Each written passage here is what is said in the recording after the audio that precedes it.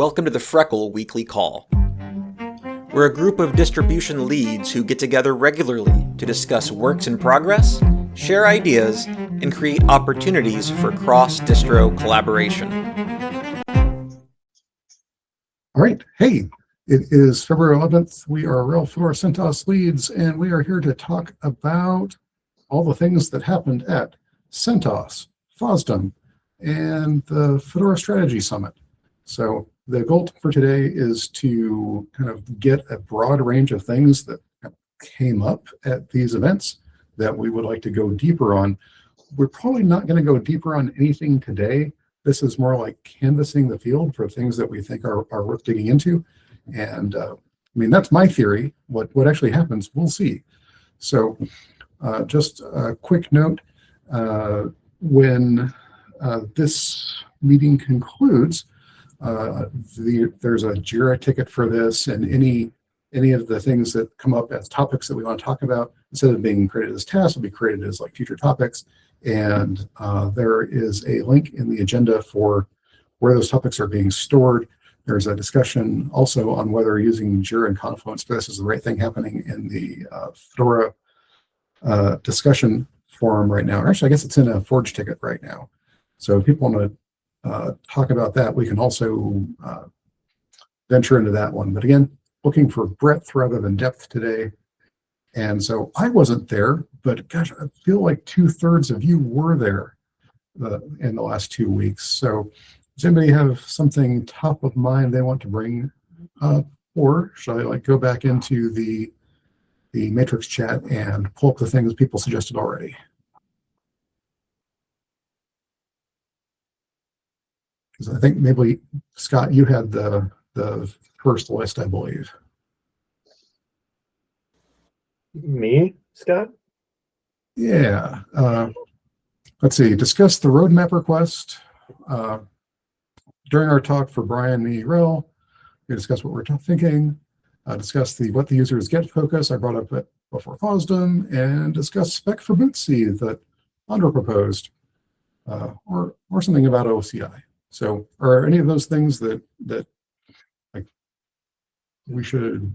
Does everybody even know what they are? Maybe I should elaborate on each of them to gauge people's interests.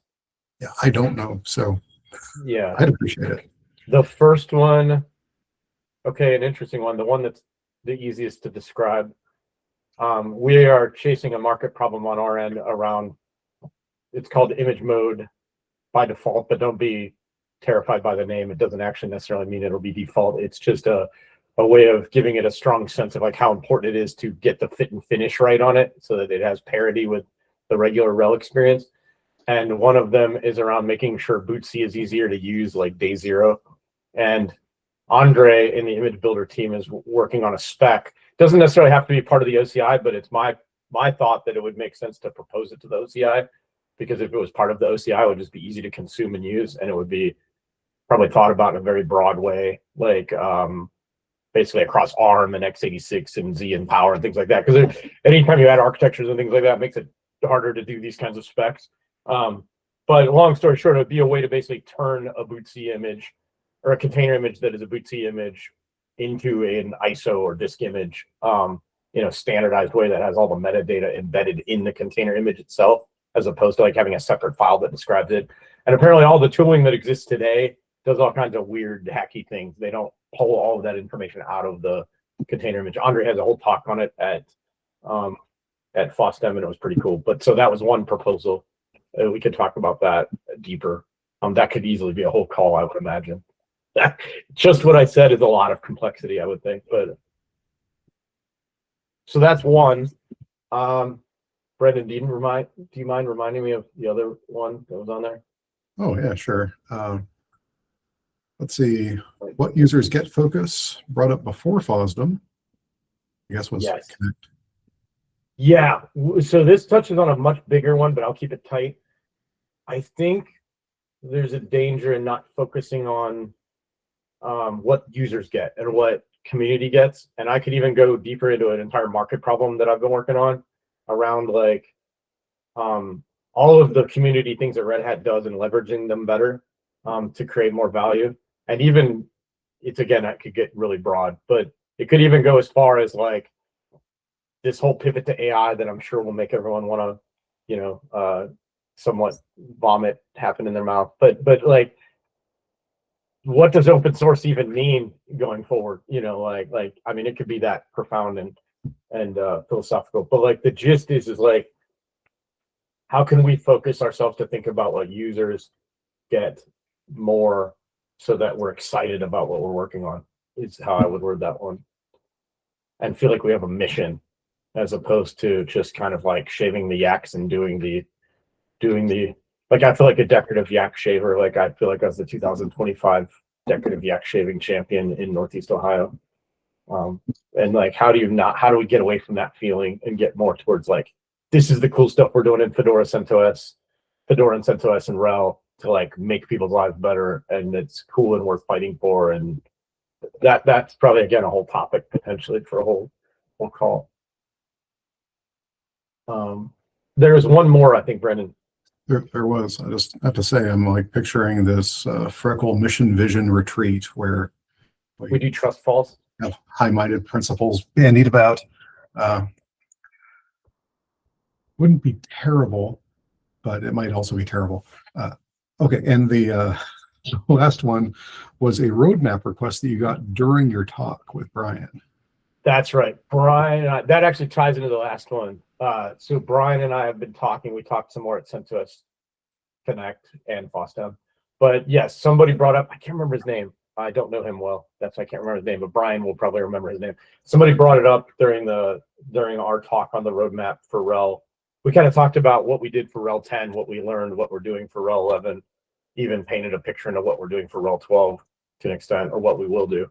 And one of the things that were brought up is like, could we do some kind of community RHEL sync better, right? And this again maps to that same market problem I'm working on, where when you think of Fedora, CentOS, and RHEL as, I almost want to call it one entity, at least when people are comparing it to Ubuntu, for example. Like if you're comparing the Red Hat ecosystem, is probably the word that I hear the most, to like Ubuntu or whatever, other Linux distros, SUSE, whatever. They think of this as one thing, right? And it's confusing. They're like, I don't understand what's coming, when, why. And I believe this is another piece of data. Somebody asked us at the CentOS talk, hey, could you do like a monthly roadmap session or something with the community? And actually, I love that idea. Like, that would give me the opportunity to like actually have that, like, what do the users get conversation. But it would be cool to have it span Fedora, CentOS Stream, and RHEL, not just RHEL. Like, I don't want RHEL to just be the thing driving everybody else. I want it to be like, I truly envision this as being a what do we all fight for together thing, as opposed to like a just what does RHEL want, selfish thing. Davide, go ahead. Do you envision this being a what cool things happen in the last X amount of time, or what cool things are coming down the pipe, or both? Because I think both could be useful, but they're very different framings. Yeah, that's a good point, Davide. I don't know.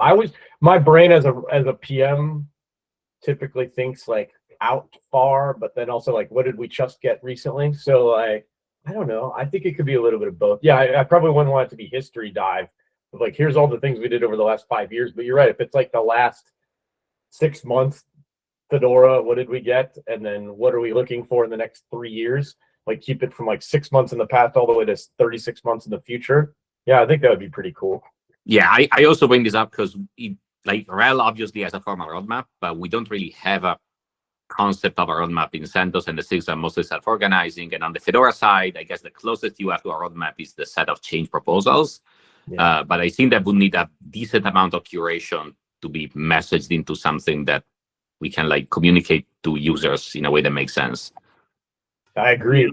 And I think that's work worth doing, right? Like, that will make us do the right things if we do that. So that's what would be interesting. Yeah, I mean, like, one of the things that's kind of come up with I mean, even with the changes process and the way that we do all these things, like, people are supposed to fill out the user-facing information as part of it, but they don't. And I think part of this is that I don't think it's that people don't want to. I think people don't know how to. And it's a very different way of thinking. Like when I'm writing change documents, like I have to sit down for quite a bit to figure out what is the user-facing messaging that I want to include for this sort of thing. And honestly, I find it to be the hardest part when I'm writing these things. It's like, what is the thing we want to tell users about why things are, what is happening and why? And I don't know, maybe something that would be beneficial is like coming up with some kind of like structured guidance that helps people think of that problem and be able to write it down. Because like we have, I think on my last count was like 68 changes coming into a Fedora release. And like I have the misfortune of having to look through all of them. And like I think like less than a third of them have any user-facing information filled out. And that is not great. I understand why, and it makes sense, but like having that user-facing information also helps us figure out what does the communication of our process and our development works is supposed to work out. And I understand like you may or may not have a similar process within RHEL. And if you do, We have similar then- pain.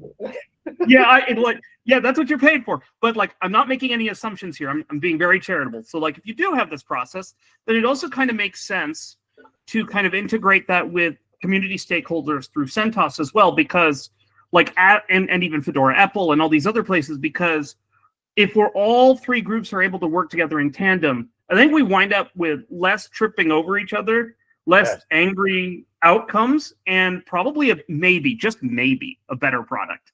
I agree. No, Deal, you're like picking up what I'm putting down. Like hypothetically, I'll just throw this out there. Like if we had 3 or 5 major market problems that we're all going after together as a community, these are not things that people will pay for RHEL necessarily, but free things that like we're going after and trying to solve for users. Then all the change proposals, you're like, oh, I see which ones kind of figure into those like big things. And agreed, I don't want this to turn into more yak shaving where people just have to fill out the information. Like I don't want it to turn into that. I want it to be a mission that we feel good about, not necessarily extra work. Right. I mean, the idea is to make them think positively about the own work that they're doing, right?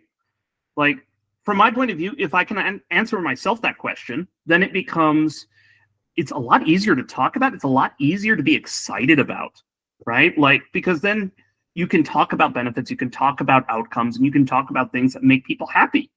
Yes, exactly. Like, let's think about happy things. That's new. Sean's over there shaking his head as if he can't believe any of this is ever happening as a discussion. I love the idea of thinking happy things. And this leads me to one of the things that is a requirement of the additions, right, which is the product requirements document. And making sure that we're kind of keeping that PRD maybe a little bit more current would be extremely helpful. I think that's one of the things that we might run into in that aspect. This is, as a recovering technical project manager, this is a very thrilling idea to me because there are some things that I've wanted to do in RHEL for a long time that we haven't fully pulled off yet. One of those things is plumbing Fedora change proposals all the way into RHEL release notes. And I think one of the reasons why it has been hard to do that is because there's a lot of time between one of these things happens and when the other happens. Like sometimes it can be on the span of a major release boundary, right? I think one of the reasons why it's hard to like go back in time and look at stuff is that people don't write things down like in a standard template or whatnot because it's hard. Like the template doesn't speak to the thing that was motivating to them. But what you can do is create a lot of waypoints between those two events where they can talk about the thing in the way that they think matters.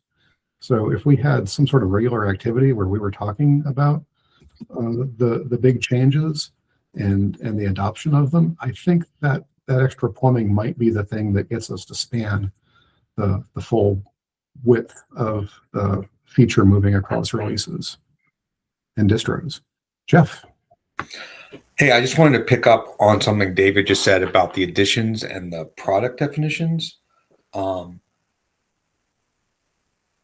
think you're right. I don't think there's a durable review process as part of that right now. And I think that's something we should probably look at.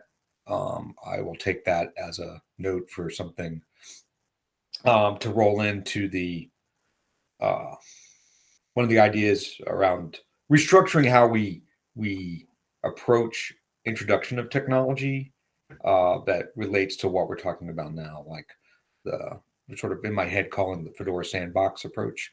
And I think doing review of those product definitions on a reasonable cadence makes a lot of sense, and make sure that they're still effectively market fit, right? And do we have capacity to do those things? And I think if everyone knows that they were reviewed on a certain scale or a certain time frame, it also helps create energy for the right things, right? And I think Scott, that's probably something I should talk to Scott about as we refine the Fedora sandbox idea further. Jef, that was one of the first ones that came to my mind. I was like, that would be, if we could turn, I mean, that's a market problem, but we could probably even change the text a little bit better to be purely focused on what the problem is. And then the feature within it is basically Fedora adds a sandbox, right? Like, if we pivoted that market problem to be a little bit more broad and encompass everybody, and then the feature in Fedora is that, and then we think about what do we do in CentOS, what do we do in RHEL to solve those problems, and we start to think about like how does each community solve that market problem. That's pretty cool, right? Like that turns that into a thing where we're all fighting in the same direction, and know what we're doing and why. And then we pick 3 more of those or 4, and then it's awesome. And then we all have a mission and we know what we're doing. Yeah, and I think we should. Sorry.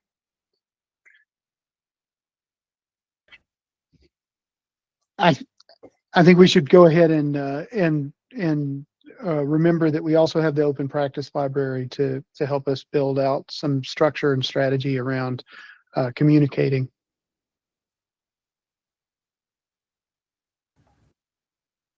Let the record show that Neal's written in the chat he never knows what he's doing. I don't think that's true. I think there are many Neals, and each one of them knows what they're doing.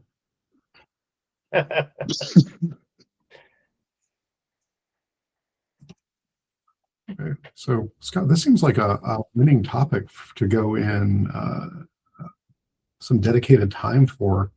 I remember when you showed up at one of the earliest Freckle calls, you said, "Hey, here's my plan for L11, and I want to like put it out there in front of both of your communities and get feedback, and like start a feedback cycle." And we didn't have like tickets for tracking follow-ups back then, but this feels related somehow. Does this feel related to you? It does. Okay, I think it's dangerously close to touching another topic though that's a hot button. Okay, well then I won't even say it out loud. Okay, so let's create a follow-up session where we just talk about how we would put this thing together. See if everybody's like, let's make sure that if we go one level deeper, we're still on the same page, and we're like, yeah, that's a good idea. Because I'm not hearing anyone that's saying, no, I don't want to know what the roadmap for anyone else looks like, and I don't want my contributions to be highlighted across the Red Hat or the Red Hat ecosystem. No, like that doesn't seem like a thing. So let's have that be one.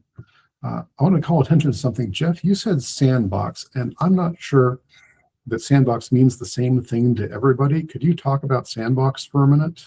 It's okay.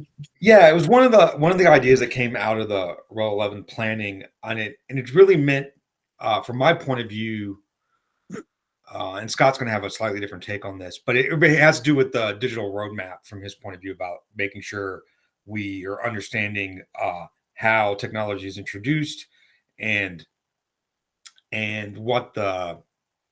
how that relates to eventually like RHEL support levels, right? But in the context of Fedora, what I think we can get to here is taking some learnings from how the CNCF approaches innovative technologies and putting them into sort of an adoption lifecycle. And for us, it's sort of an adoption life cycle where I think we can de-risk introduction of interesting ideas without making a long-term integration commitment right up front, so that we can create a space where we can work on technology maturity, work on community buy-in, work on market fit for technology that are introduced, and have clear time frames and clear off ramps if the technology ends up being not something that and when we start with Red Hat backed technology concepts that need to be integrated into what will eventually be RHEL, right? And so I'm actually at the point now where I'm ready to put a straw proposal together in front of everyone to discuss. And that's going to be coming sort of, I'm hoping next week I can have a public discussion about that. This is the kind of thing where I want to put enough of a straw proposal together so that we can talk about the framework, and then we can cycle back and talk about the specific requirements to go from one area to another. But the intent from my point of view is to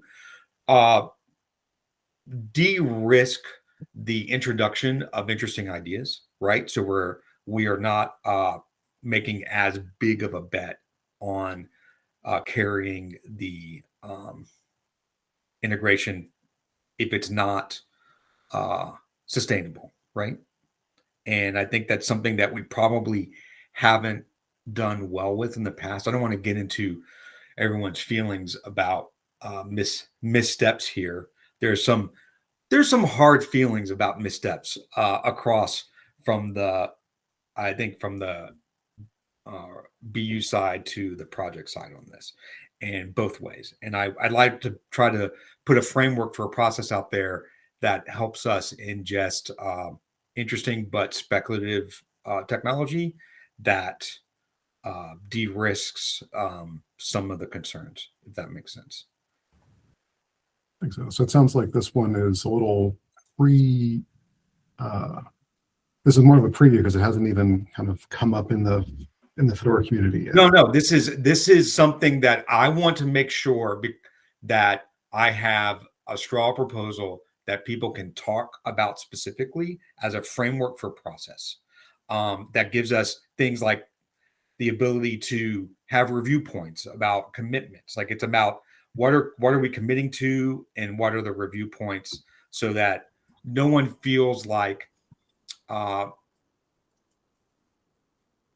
we have made an unbounded commitment to a specific set of technology that needs to be integrated, right, forever, right? So, and then, like I said, if anyone's familiar with CNCF, they have a lifecycle process, which I find useful, but they didn't go 100%. They didn't time box their sandbox. They didn't time box what incubating means. They didn't, and they don't have a step after, in their language, graduated. Like once you graduate, you're done. And I have a framework where it also includes like a review step, so we can talk about services or technologies and know that there's a commitment there for 2 years, right? And then we're going to review it, and we're going to see if there's enough community buy-in or enough market fit for this to be sustainable on a recurring basis. David? Oh. So it sounds to me, yeah, thanks. It sounds to me like what you're talking about is sort of a community project incubator in the context of the Fedora project. Yes, absolutely. Okay.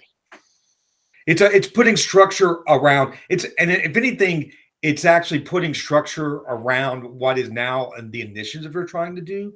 And this is putting even more structure around that, so that initiatives are right now are sort of a spike, right? Where we can jumpstart something, but there's no process by which that is sustained. We can spike on something and we hope it's a sustainable effort. I want to put a framework around things where we start with a spike that's clearly in a sandbox experimental state, where we have lower requirements and lower commitments. We're not making a guaranteed statement that this is a forever thing. And we were able to move that through in such a way where if we know it's weak on community engagement, or if we know it's weak on market fit, we have a bucket where we can get the commitments and work that, so that it's ultimately, when it gets to, in my language, integrated, we feel it has a good shot to be a sustainable effort, whether it's via some vendor. And right now, the vendor of note is Red Hat. But man, if one of our other downstreams for Fedora decided that they wanted to sustain a technology that they were interested in, I would love that process for you. I think from your point of view, David, if Amazon as a vendor of note found this process useful as a way to put interesting things into the Fedora process that you benefited from, I think that would be super interesting. But I'm going to start with thinking about Red Hat's technology, and then when I put this out in the public next week, I would love for you to think about it from Amazon's point of view. Does this process make sense to you? Do the gates make sense? Do the requirements between the gates make sense as a way to broaden out and de-risk technology introduction? I'm going to say I'm not going to pretend to speak for Amazon on any of that, but I can say that from a project perspective, if I let's say I find something, as somebody, and I want to make a change. But perfect example of that for me right now is needing to make a change in the network manager, right? So getting a change in network manager could be something that we could definitely identify as like a proposal for supporting X type of hardware or X situation in network management, and then that could maybe even, let me just say, multipath TCP. Mm-hmm. So it's something that everybody can pretend to think about. That support for multipath TCP would need a product requirements document, a justification for what it is that we think is going to make this beneficial for the Fedora project, and of course, we're not worrying about X number of dollars, blah blah blah. It would be really cool if multipath TCP was supported in this kernel moving forward, and it would really be beneficial for these people. If there's a group that's sponsoring that, that's awesome, right? I mean, I think that's kind of how that's kind of how we think about. And if I'm overstepping my bounds, somebody can tell me, that's how we think about the way the SIGs work, right? Is that there is a spot where we think that it would be cool, and we've collectively, as come together and found that we can do what we want to. It could have business repercussions at the same time, but mostly it's about what we can support and what we can do that is important to the next generation of technology and technology users. Yeah, I don't think what you said is out of scope for what I'm going to propose. I think it's going to be a very interesting discussion. I just want to make sure this one has enough meat on it when I propose it, that it's a good framework, and everyone who comes into it goes, this makes sense as a framework, and then we can talk details, right? Go ahead. So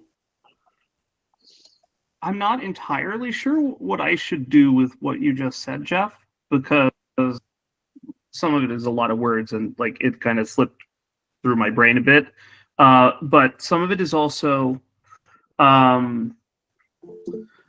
I don't know how that is compatible with a community-centric modeling of the universe, right? So the CNCF, and to a lesser extent, OSF OpenDev, their models of the universe include principally people who are paid to work on stuff and be committed to it for a longer time span than their own personal interests.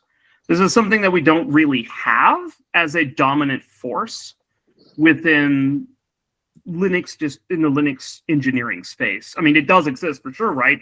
This is what RHEL does, this is what SUSE does, what Amazon does in some places and things like that. But like the last time I looked at the statistics, it is an overwhelming majority of our contributors are not those kinds of people. And even if they happen to be employed by Red Hat or happen to be employed by AWS or whatever, it is not in their professional capacity. It's not part of their thing, their shtick. And so that's the part I worry about. Like, one of the reasons I kind of deliberately ignore the CNCF's modeling of the world and a lot of their practices is because it's optimized for a different set of users and contributors.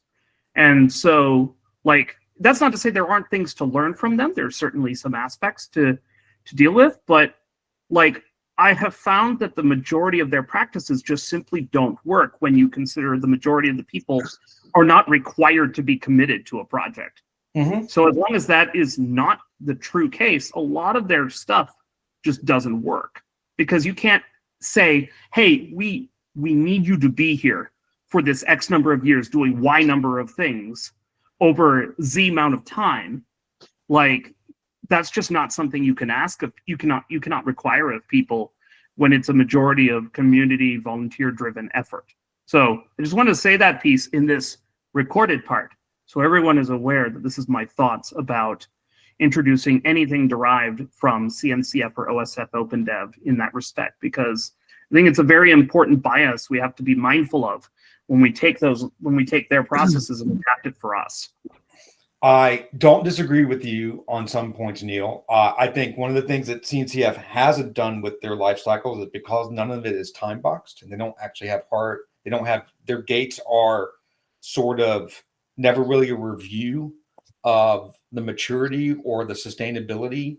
I think that's something that they haven't done well at. And so I am aware of that. So, but I do think,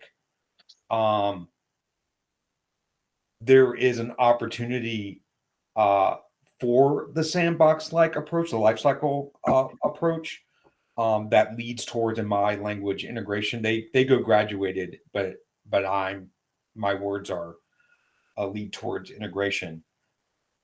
I will say that part of the process or the gates, the requirement to get through the gates needs to, for my mind, needs to show that there is community engagement, that there is a pathway, that this is a sustainable technology that has community interest, and it's not just spiking with initial vendor interests, if that makes sense.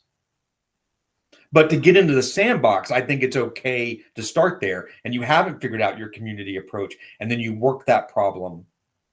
And then when you get out, but you have to show that you have enough competency that you have a path forward there, so you can get to integrated. I agree with you. You can't get. It would be inappropriate to get to integrated on things where there isn't that kind of buy-in, and that's a kind of market fit. Like from a Red Hat perspective, the sustainable technologies are really the things that Red Hat probably is best at supporting in their current business model, from my point of view. So, David, I'm going to push us forward. Yeah, I want to divide the vendor from Fedora. I really think that's an area where we might want to think about that being incredibly dangerous to community guidelines and community practice, and say, like, we're looking for invested volunteers who have great ideas, right?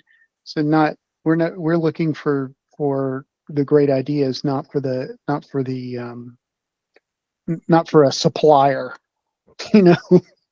I mean, although we do, I'm happy for every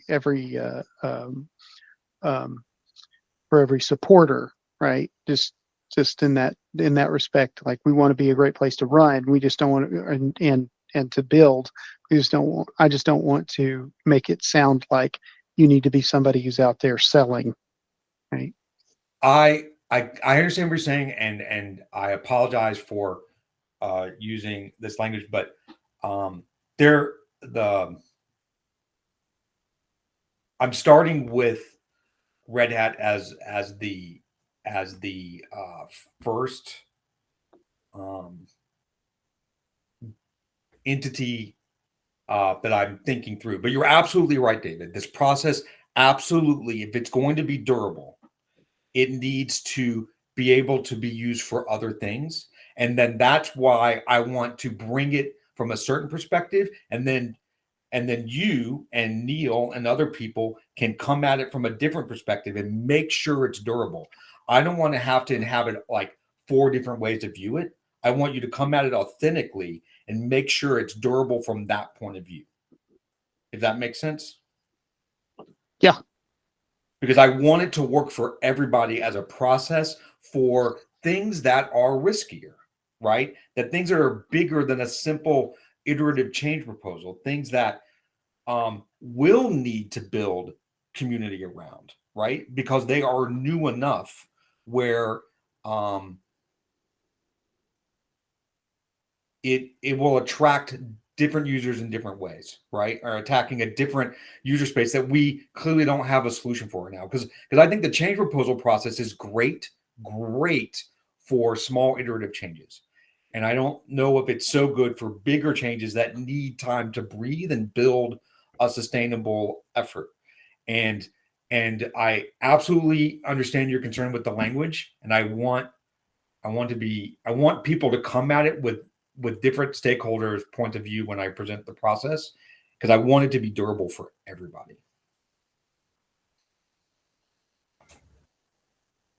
All right. Scott, go ahead. It's always good to get the BU cross exam. Oh yeah, no. I definitely hear everything everybody said, and I actually agree with pretty much all of that. From both sides. Like, I want to acknowledge a couple things, and then also say where I don't love things that happen in the CNCF. Like, I want to acknowledge that they've done a really good job of thinking about sustainability, like, and making sure that money flows into their projects. And so I think I do like their maturity process. I did think it was kind of genius when I saw it, because it gives some structure, but you can tell that it's a 1.0. I mean, it's a 1.0, right? And I'm sure if we talk to somebody over there, they would tell us all of the thorns and things they learned, right? Because everybody learns when you do one of these processes. On the flip side, so overall, I love that. I think it would help give us some clarity and structure of like, where are things? How mature are they? But yes, there are some pitfalls. And one of them I've heard mentioned, yes, things hang around forever. And then a challenge with that I've seen, that I just want to observe as data, is like, you'll see startups pay to play, right? Like, try to get something into the CNCF sandbox to basically just say it's there as a marketing thing, right? Like, oh, look, we've succeeded. It's this thing. We're the most important thing. Like, that to me is cynically not what we want, right? Like, I don't think we're in danger of that probably in the Fedora side of this, but still, it's something to be aware of. Like, I don't want it to be some like marketing gimmicky thing, basically, right? Like, I want it to be real. Like, I want it to really reflect what is mature or not. And so, yeah, I want to acknowledge, I definitely see challenges. I like this. I'm bringing the money part into this. I like the sustainability aspect, where money flows into the right projects in the right ways. That's good. I don't like pay to play. Let's fund this thing to sneak our thing in and make it look more mature than it is and try to get market traction. Like, that I don't. Yeah. Like. Yeah. All right. That's my little tidbit. Right. I thought I was going to pause this, but it seems pretty sticky. David, go ahead. I was just going to point to Langdon's White's work and all of the things that have been done around Red Hat research, and that whole experience, to say, we do have some people who are out there taking part in projects that really would be a great fit for the Fedora sandbox, in my opinion, right? And I think that if we could kind of show some ability to create, or we could ask for some help from the people who are working on that project. But maybe better way to say it is that I think we could definitely accelerate the experience.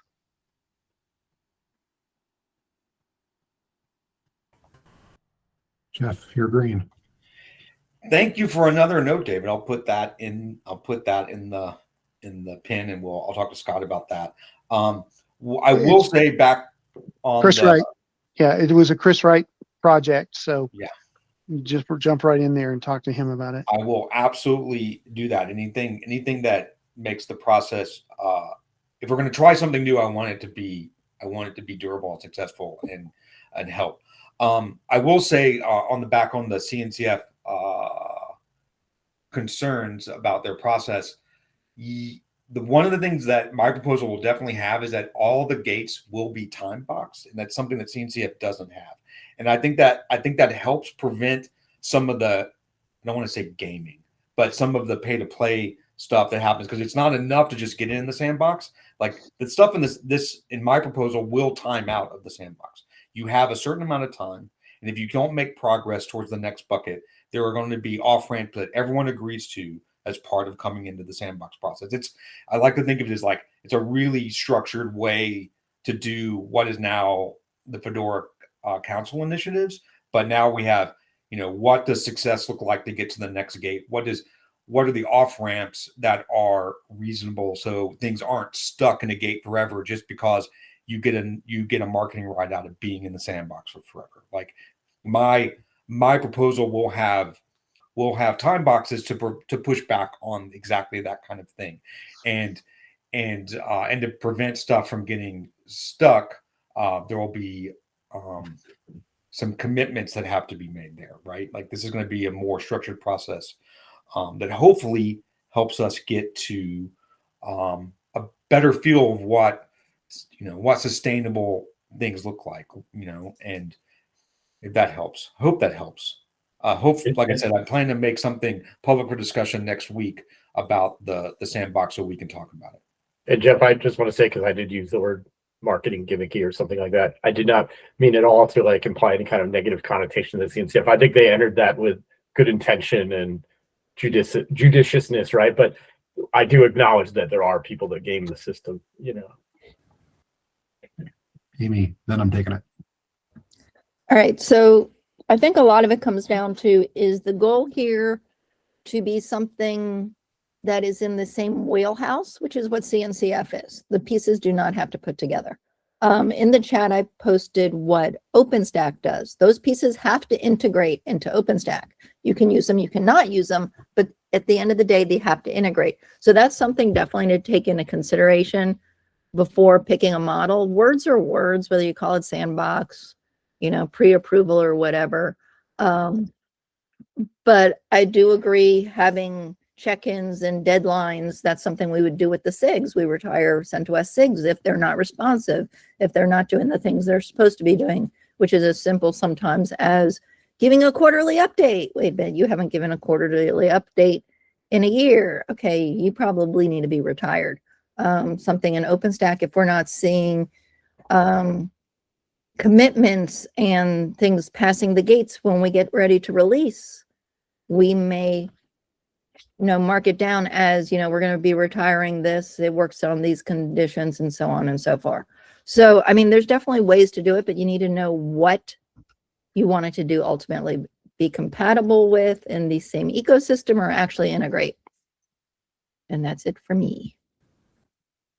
So when Jeff has talked about sandboxes before, I've actually thought it sounded an awful lot like CentOS SIGs. Like there is so much goodness in those, in that you have like a base and you can say, what if this part of the reality was different? And then you can try it out, and it's managed, and that is really nice. To Neal's earlier point, I think that we have in the Fedora space this kind of idea of everything we do has to be for everybody, or has to be available to everybody and optimal for everybody, like as an ideal. And I think that's a great ideal to have as your foundation. But like when I was a kid, I would go caving. Like my dad's a park ranger. We'd go caving, and the story of every cave was something like there was this little hole in the side of a hill, and Billy climbed into the hole, and then there was this giant cavern inside. It was amazing. And when I think about the differences between like SIGs and sandboxes and additions, I think, at some point, it's not that you have to be this tall to enter, it's that you have to be this short to enter. You don't actually know what's on the other side of that little tunnel. And if we want to expand the community, if we want to address more and more people's use cases, sometimes we need to put implements in place that not everybody is going to be able to put the time into. So I know, for instance, there is a general desire to have more people who work at Red Hat work in the community space. And there is, and they work full-time for Red Hat. Can we make more spaces available where it is optimal to work in the community space for them? I think maybe a sandbox does that. So we'll see. We'll see. I look forward to seeing what Jef puts together. Scott, now I'm going to close this out. Yeah, no. I just wanted to add a little bit more specificity to it. Like Jef and I have had conversations with, like, for example, the Rama Llama team, right? Like, that's a really cool project that's in like a cool space that was like trendy, if you will.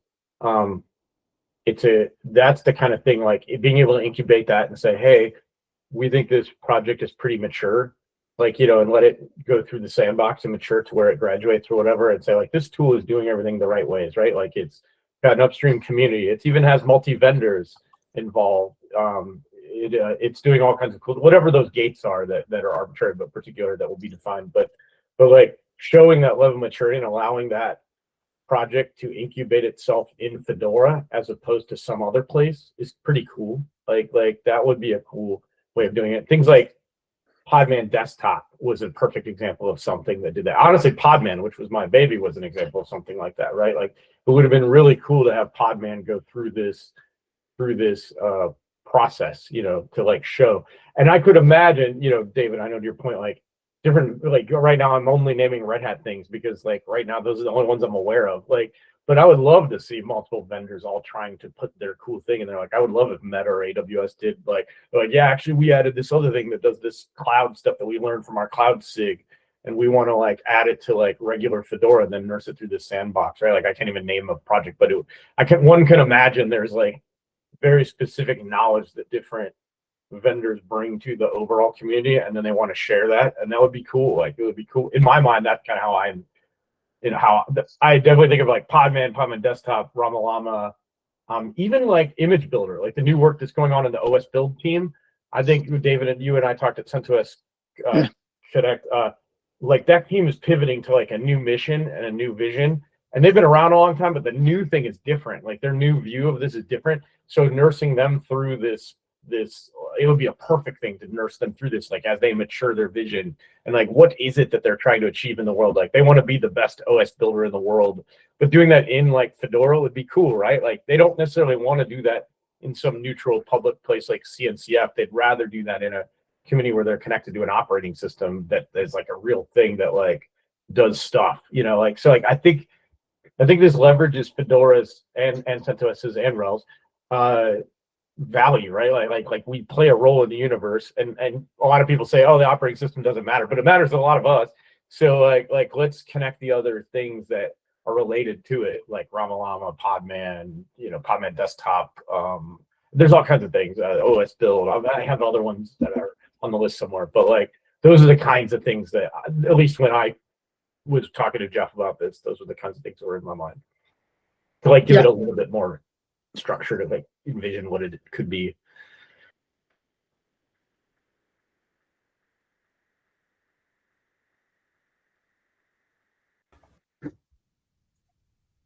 Okay, so we ended up with two main topics that we might want to follow up on next week. I was also going to suggest a third one, which was to just get an overview of the Fedora Strategy Summit, like what went down, what's next. Justin, Jef, do you feel like that's a thing that if people voted for, we could do? Go ahead, Justin. Yeah, I just want to say, so on February 25th, the Fedora Council is going to have a video meeting at our usual slot at, I believe it's 10 a.m. US Eastern. So if you want to have a deeper dive, Jef is going to be doing a presentation to summarize a little bit on what went down, what happened, and we'll have some time for Q&A live in that video call on February 25th. So I'd say that's the best venue for any questions and feedback. If you have questions you want to bring up to the council before we have that video call, we do have the Fedora discussion topic, and we welcome people to put questions there, and we'll try to answer them live in real time. But there'll be more information coming on a Fedora magazine post before the end of this week. So stay tuned for that. I'd say that's the best place to dive deeper on Fedora Council Strategy Summit. Okay. Would it be in any way valuable for us to do a preview here, or is that just like rushing things? Well, Jeff's doing the presentation, so I'd see if he wants to do it a beta run here next week, or if he wants to have 2 weeks to flesh it out. Okay. We did do something new, and we had daily summaries come out in the Fedora discussion, and I would rather people look at the summaries and ask questions, so I know what to provide in the actual full presentation. So, because if there's some unanswered questions from the summaries, I can address them in the presentation. All right. In that case, I'm going to take that off the list for now. I've launched a poll. If you would, in your web browser window near the bottom right, you'll see a 3x3 grid of dots. Click that. Go down to polls. There's one live poll. Choose the thing you'd like to talk about next week. Current options are continue talking about sandbox, talk about the feature showcase, or something else. Something else. But if something else wins, I need people who look for something else to say what that something else is. It can be in the matrix though. All right, I'm going to give it like 10 more seconds. If anyone's struggling to find it, let me know.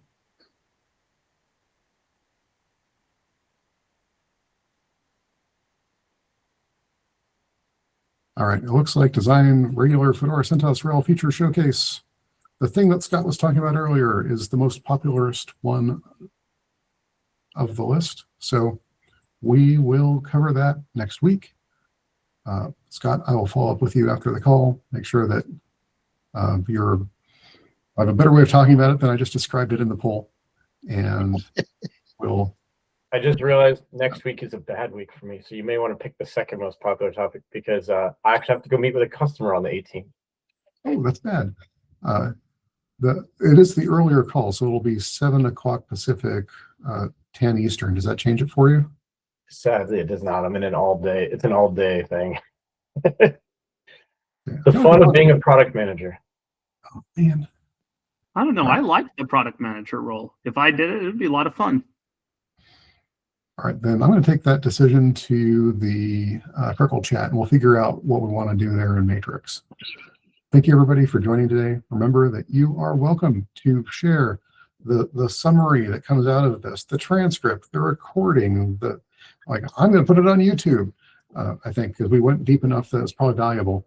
So it's all going to be out there. Please take it to your communities. Please reference it. Don't make yourself do double work. You've already shared a lot of insights. You don't need to repeat yourself. Just share URLs. That's what they're there for. I will see y'all later. Thanks. Thanks. Later. Bye.